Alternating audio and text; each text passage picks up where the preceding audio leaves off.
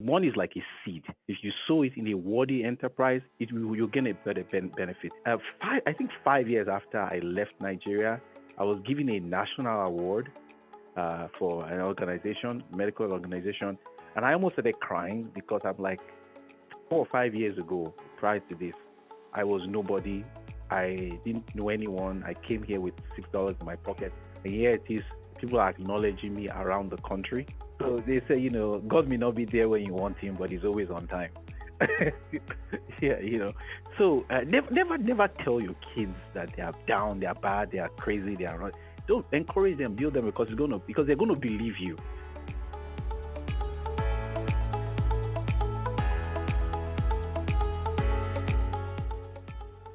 Hello.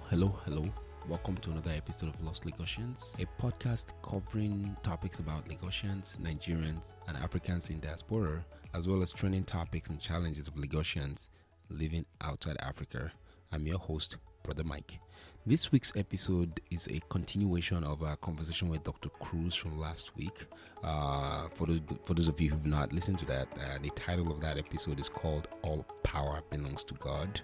Today, we continue where we left off. For last week, we talked about his time in Nigeria, growing up in Nigeria during the Abacha, MKO Abiola time, as well as the political unrest in Nigeria at the time.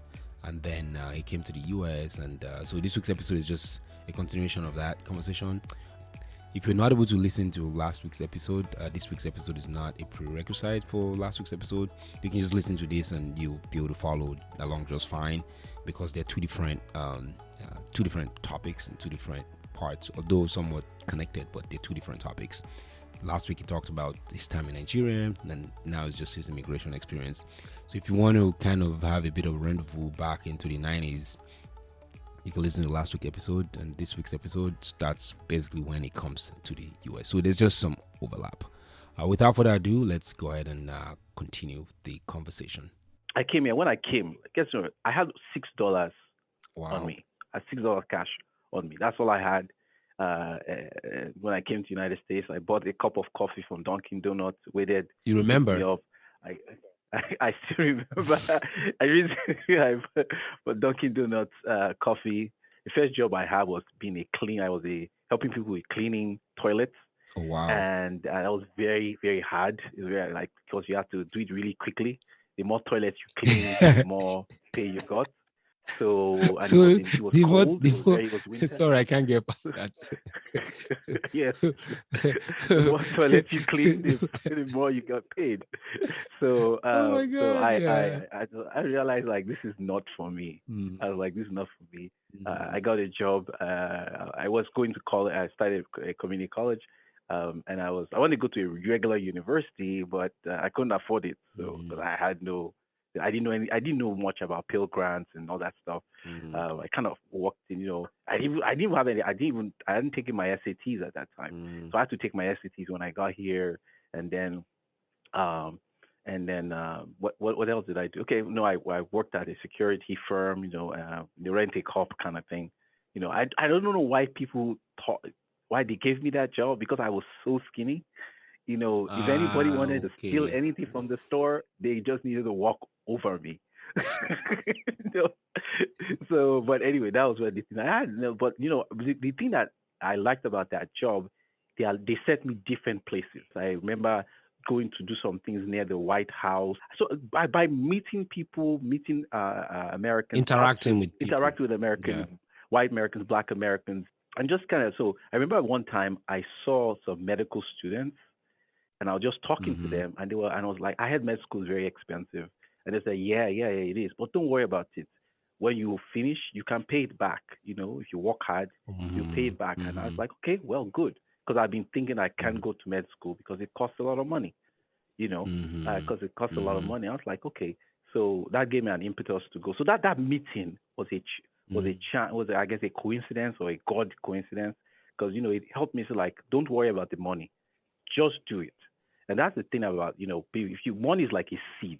If you sow it in a worthy enterprise, you'll gain a better benefit. Because when I look at what God has done for me, when I look at what I remember, I came with $6. Is that because you chose med school, or because some people will go to college and they read art majors? Yeah. And they spend about the same you spend in med. So I'm trying to pin two different things All right. into, this conversation. One of them being, you mentioned that seed. The number one is you actually being smart enough to know that even if I go to med school, I'll be able to pay it off. So the first part of that is you met somebody in a very casual conversation. Yes. And that guy sowed a seed that you it wasn't really a seed, but you made it a seed in a way. Yeah. You made it Because what you it held is. on to it. Yeah. You made it what is, and the guy, you don't even know the guy, you don't remember him I today. don't remember. You don't remember his name.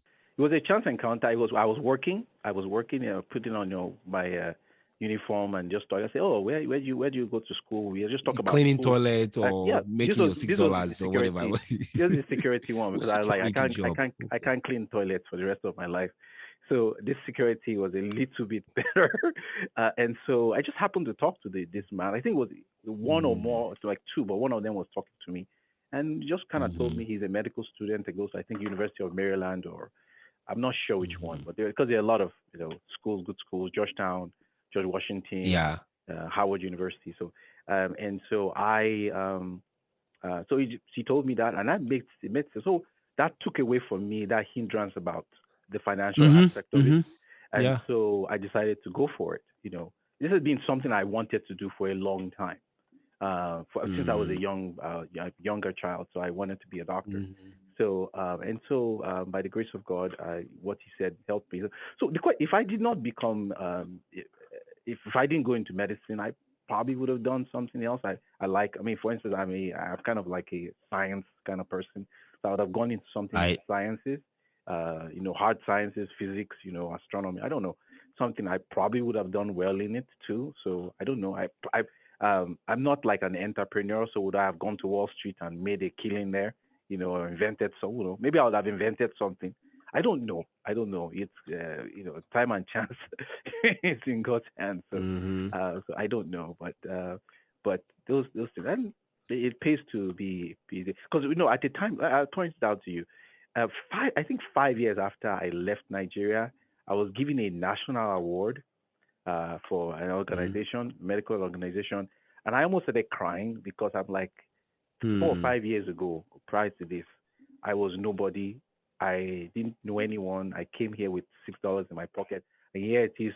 People are acknowledging me around the country, at least in that organization, so the national organization I was in. I was very close to tears, and I was like, wow, God is good, and I moved on. So those are the things that helped. Yeah. So the guys saw a seed in you, and you were the one who kind of held on to that. Then the other part is also doing something whereby what you're doing. I guess what I'm trying to find out is if it's a risk for you. If you thought it was a risk, like to go that route, like, okay, I'm going to go to Mexico, I'm going to, it's expensive, whatever. Was that kind of a risk? You see, or was it kind of a surefire or guarantee? Well, that's the thing about being young.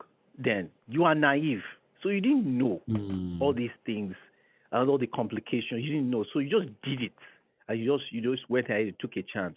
Those that would never take a chance never get ahead. So you just didn't know. When I say so, when I make a quotation like that, that's not for me. I learned it from what's the name of this guy? What those that never take a chance never get ahead. He wrote this book. Tough times never last, but tough people do. Yeah, Robert Schuller. Yeah. I read his book. Tough times never last, but tough. The Hour of Power. He does the Hour of Power. Exactly, Hour of Power. Yeah.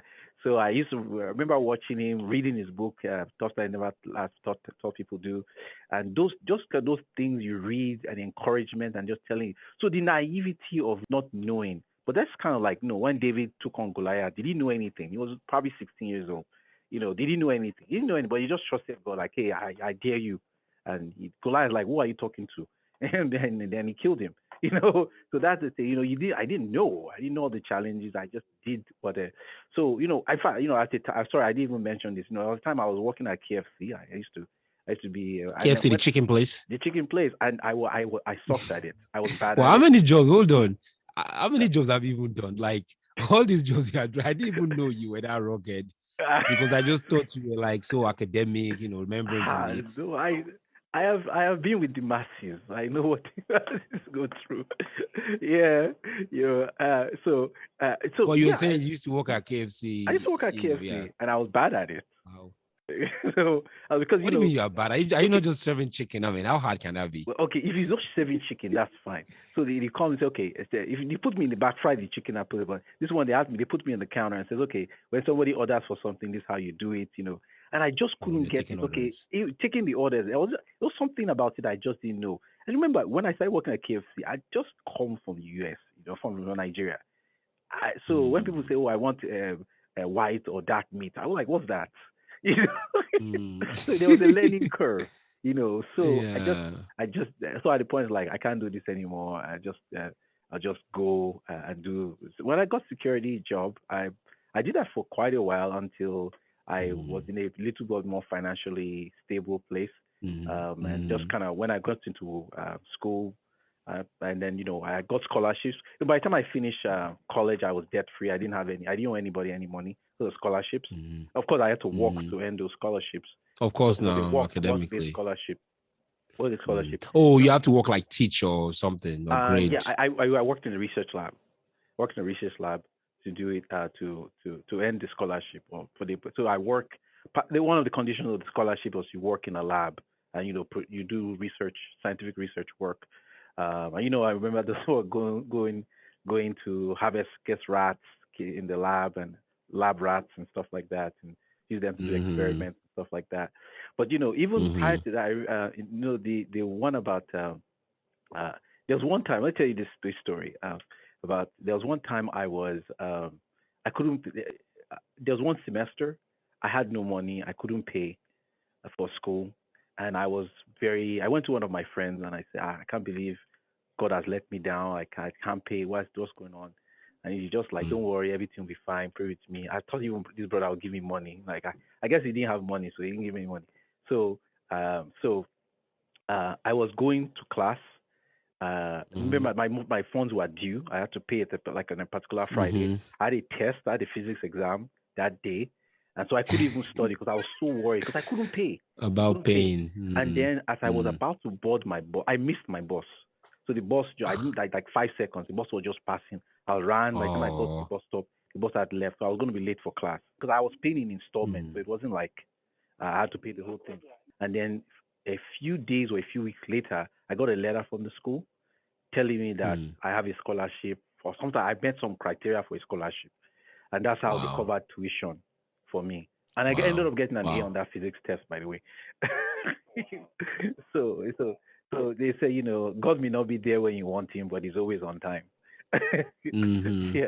Mm-hmm. So I was Mm-hmm. like, wow. So I was like, because I'd given up hope. I was like, they're going to kick me from school. I can't pay. Yeah, there are a lot of things in the back end that Mm-hmm. you don't know, You that don't only know. God knows. Like who made the call, who made what, who didn't take the scholarship or who transferred to another school that opened that spot. So Mm-hmm. many things that go in the back. Oh yeah. You're saying the way God works and some things that God does, like we don't even know You about don't it, even know. Yeah. So one thing that I think this conversation we're having, the theme is kind of like today, thank God, you made it, you're MD, but you had a lot of work that you put in Mm-hmm. and a lot of struggle and sweat. In a weird way, it's kind of like anybody can be where you're at or anybody can end up where you're at, Mm-hmm. but they don't know that they can or they think they Right. can't for one They reason think or they can. another. Yes, yeah, that's true. A lot of times people are destroyed because of lack of knowledge. You don't know, and so Mm, So the first, my parents they helped me, they encouraged me.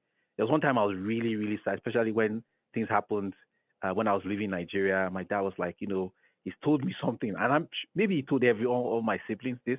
He said, of all my children, you're the one that seemed to have the most promise. And I hope he told mm, everybody that, but he told me that, and that mm. lifted up my spirit. I was like, wow, because you see, okay, what happened Which was this. to him, he didn't think he was saying anything. If he told everybody, he's probably just telling everybody anyway. So as parents, this is like a good learning. Yeah, Yeah, go yeah, ahead. yeah. So never tell your kids that they are down, they are bad, they are crazy, they are not. Don't encourage Mm, them, build them because they're gonna believe you. They're gonna believe you because a parent is an authority over the child. And so, mm, what are you gonna tell them? If you tell them that they're good, they're meant for something good, they're great, that there's a great future ahead of them, they'll believe you and they'll take it. But if you tell them something or somebody like, I'm going to prove you wrong, those that are really stubborn and strong-headed, or some that go, I Mm, believe you. But anyway, my dad told me that, and what happened was this. Let me tell you that context because it's really on. mm-hmm. So I was supposed to come to the United States at a particular time, and I got my ticket. Actually got in the plane. I got in the plane, passed through customs, everything, and got in the plane, and I sat down on my seat, and something happened to me. Hold on. I How do you sit on your feet? I I was don't on my get it. seat in the plane. I was in my plane. I had my seat, B12. Oh, I don't know. seat. In the Okay. plane, in the I thought plane. you started off on your Yes. feet. Oh, yeah. Oh, In you the, took your seat number, yeah, seat no, I was in 20D, the whatever. plane, flying, Yeah, leaving I from got it. Lagos International. I understand. Yeah, yeah. And I sat down in the Muritala. plane. Yeah, Murita International. I sat down in the plane, and I just felt different. I didn't know. I thought I had a headache or I was passing out. And then the air flight attendant came to me and she said, "Are you okay?" I said, "I think I have a headache." She said, "Okay." Hmm. And before I know it, she put me on a wheelchair and got me out of the plane. Ah, ah. By the time I came out of the plane and the breeze just hit my face, my headache just disappeared, my consciousness appeared. It was I like I knew was it. watching Hey, it. that's that Nigerian spirit. That Lagos Yeah. spirit is trying to draw you back. So well, He doesn't want you to leave. he didn't want me to leave. Yeah, go ahead. So I just revived, and then they took me to the terminal, and then the plane left. I was like, what happened? And then the people there I got to send these people to me and said, okay, people are working there. Say, where do you live? Say, where's your family? I said, they've left. I mean, they think I'm on the plane. So I told them where I lived, and then they drove me back Okay. home. They Do drove you me mind back sharing home. how your age? Do you mind, like, were you like 17, I was 19? Just for I people to was understand how young you were. 17, 18. 17, 8, 7 Wow. going. Probably I was probably 18. I was probably 18. I was 18, yeah. Mm. Because I remember, yeah, I was 18. I was 18. So at that time, So as an so 18-year-old boy, mm, yeah, you are leaving the country, leaving your family behind. Of course, you are an American, you had American citizenship or whatever, but still you are still 18. yeah, I'm Like a still a boy, kid. didn't know anything, and they are flying you over Yeah, to this country. yeah, Wow. yeah. So Mm. I got there. So I got home in the middle of like midnight. They dropped me off there. God bless these people. I don't know who they are till today, but they just saw a poor Mm. boy stranded in the airport and they just took me home. And took me home. And my parents were surprised, and I told them what happened. And after that, my spirits were down. I was discouraged. I was just kind of slocking, and just my parents were like, "Look, my son, Mm. you are of all the children I have, you are the one that has a pepper. It looks like you Most have the promise. greatest So potential." sorry, I keep interrupting. So after that incident, another family at Muritala just saw you and just took you home. Actually, somebody that worked in the airport, somebody that worked in the Somebody that airport, worked in the airport yeah, just saw you and just they saw me. just took you to their house. So how did you reconnect to your parents the next day? There was no No, cell phone, nothing. they just took me back to my house. Took me back to my Oh, house. so you know your house and you gave them I directions. gave them directions. So yeah, Ah. yeah. Oh, that's when So your dad now said that. and that's when he told me that. And so anyway, we made arrangements Wow. for me to leave again. And Say the devil is a liar. yeah, that was a lie, of course. There's no way. I can even. I mean, there's even another story behind that one because another story Hmm. around that stuff. I don't know if we have time to talk about it, but Yeah, we do. You yeah. can. Yeah, you Oh, can yeah, go ahead. okay, Yeah. all right. So I'll tell you this. Okay, so when I was about to leave, I went to my youth leader. I went to my youth leader and I told him that I was leaving. And At the then he said, church. at the church. And he said, well, he doesn't know what to tell me because nobody has ever left. So he told me to go and meet the national youth leader. Yeah, national youth leader. So I went to his office and then he himself said that I don't know what to tell you. You probably need to see I his think you GS. told me that story before. You told me this story I before. told you, okay, all right, okay, let me say for I the remember. audience sake. So he said you need to meet the GS, the general superintendent or general overseer, which one? Hmm. Okay, so he said I have to meet him. So is that he'll give me a letter. So I went to see him. I went to made an Hmm. appointment, see him with a lot of people, and then he said, well, I don't know what to tell you, but maybe I'll give you a letter because we don't. He wasn't sure which church was in the area I was going to be in, so I just need a Hmm. letter of introduction. And Hmm. so so the letter of introduction. So he came. He said that I should come at this particular time, get the letter. So when I came, the letter was not ready. That's when I left. At that time, I left. That's when this thing about the Lufthansa. I was in the airport, got Okay. stranded in the airport, left. So I left. So I didn't leave, but I didn't have the letter on me. That letter needed to be with me. I didn't know that. Hmm. So God Hmm. delayed. When Satan tries to do something to you, you think that Satan, God is more stronger than Satan. So our plane got delayed. I left. I didn't leave the country because I needed that letter. So and I didn't know. So I went back after this incident when I got dropped off from the plane and went back and encouragement from my dad. I went back to ask for the letter, and the letter they gave me the letter said, "Oh, the letter has been waiting for you." So when I came to the United States and I was staying with my sister, I said, my sister, I gave it to my sister. She raised, oh, I know this place now. They know the church. And so she called that church, called the church, spoke to the pastor. And soon afterwards, there was a problem with my sister and a relative. We got into a fight, called police. And so I had to leave. And not that because I did anything wrong, but I just had to leave. Of course, it wasn't your fault. Because my presence was causing trouble. Okay. My presence was causing trouble. Say, you don't have enough space. You didn't tell us, blah, blah, blah. Anyway, so I had to leave. So it was that number on that letter that we called. That person came to pick me up. That pastor came to pick me up. And I stayed with him for about a year. Wow. And that's how I got Now myself. I connect the dots. Okay.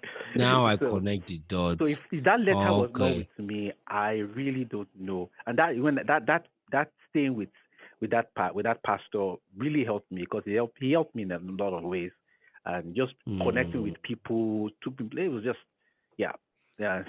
No, very good. I think the takeaway here is everything that happens for a reason. For a reason, yes.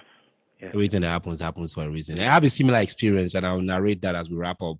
When I came as well to the States, I didn't get a letter, but a relative knows somebody who's in New York. So I came through New York, right? So a relative knows somebody in New York. But lucky enough for me, when I came, the friend of this, my relative, who was supposed to host me, my relative was not in the country. They just knew somehow. So they were just like, when we get to Nigeria, when you get to America, when you get to New York, call this number. This relative gave me the number. So I got to New York. I called the number. The children of this particular family, picked up the phone and answered. So I now told them, hello, I need to talk to Mr. and Mrs. So. They're not like, who are you? Who sent you to us? And also my relative, Lagbaja sent me to you that I need to, come and stay. So they're like, oh my God, we know that Lagbaja, that person is a really cool person. That person is awesome. Oh, no, here's our address. We'd love to have you. Don't sweat it. It's going to be awesome. So where I'm going with is with that I entered the yellow cab, it was like $20 for a cab. They leave like half a mile. I didn't even know what it was. I think I had like $100 or something in my pocket, So I was okay. Yeah, $20, no big deal. When I get there, I'll get reimbursed, whatever. I'll make my money back.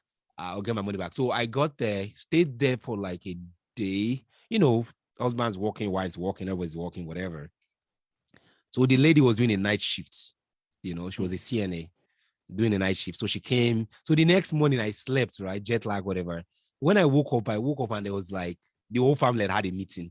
I was just sleeping on the floor. It's very sweet, like a 1-bedroom apartment or something. I was sleeping in the living room, not on the couch. The kids were on the couch. I was on the floor. I remember that very well because I used to sleep on the floor in Nigeria, in Lagos. So I was on the floor. So they woke up and I woke up and there was like this family meeting on my head. So I heard later on the children talking among themselves, like blaming themselves, like, why did you let him in? Now you made mommy angry. You shouldn't have let him in. Primarily, the mom was scolding them that next time, don't let anybody from Nigeria just call you. I mean, I understand that now, 20 years later, But the way God did it, like God had it social. That woman or the family went home. The parents went home. Because if they were home, they may not have accepted me. I don't even know. Like, they won't have, or they would have said, oh, sorry. Apparently my relative and this person, they are not in good terms. They don't like each other, or they fought, or they had a big fight. So I was there for like 3 more days or 4 more days, and I got kicked out. So it's kind of a very important story. Like, it's all connected. The sense being that there's the immigrant experience. Want to be kind to people coming. You don't know who that person is or what they're going to be tomorrow. That's like true. Yourself, thank God you're doing very well. You're an MD, whatever. Here I am recording this podcast 20 years later. But we both had similar experiences where we were technically kicked out, Right. So yeah, on the one hand, you need to be nice to the younger generations because you don't know where people will be tomorrow. Exactly. Just be friendly, open your doors, open your arm, And on the other hand, it's like God knows what He's planning for you as somebody who's coming into wherever country you're coming to. God knows His plan for you, and God knows what He has. So sometimes things happen. Just Mhm. be grateful and go with the flow. Yeah. Yes, yes. Oh, yeah, yeah. Because you never know who you're gonna help tomorrow. Who's gonna help you or help your children or help some. Yeah, you just don't know. Mm-hmm. Um, yeah, yeah. On the one hand, people are trying to help as best as they can, but on the other hand, people may try to, but they're not related to you. They don't know who you are. And there's also experience of Nigerians that have gone bad, whereby Sure. you accept other Nigerians and they steal your money. So it's like, how do you? I guess my question to you is, how do you find the right Oh, balance? connection. It's important to have connection helps. If you know someone that knows somebody, that I know, but helps. if you Because don't know sometimes somebody, if you don't know somebody, if you don't know well, anybody, you know what? I think so. You just do the right thing to help people wherever they can. If someone comes to you, I mean, what will happen if someone calls me and said out of the blue that I know your brother, your uncle or something like that, and wants to stay with me? Well, part of it, is that first of all, Mrs. has to say yes or no, because it takes two to tango. But of course, yeah. that's one thing. Because I've been in a situation when somebody asked me for help with stuff like that, and I just could not help them. I just didn't have the means at all. I was barely keeping this together. It's like, I'm sorry, I can't.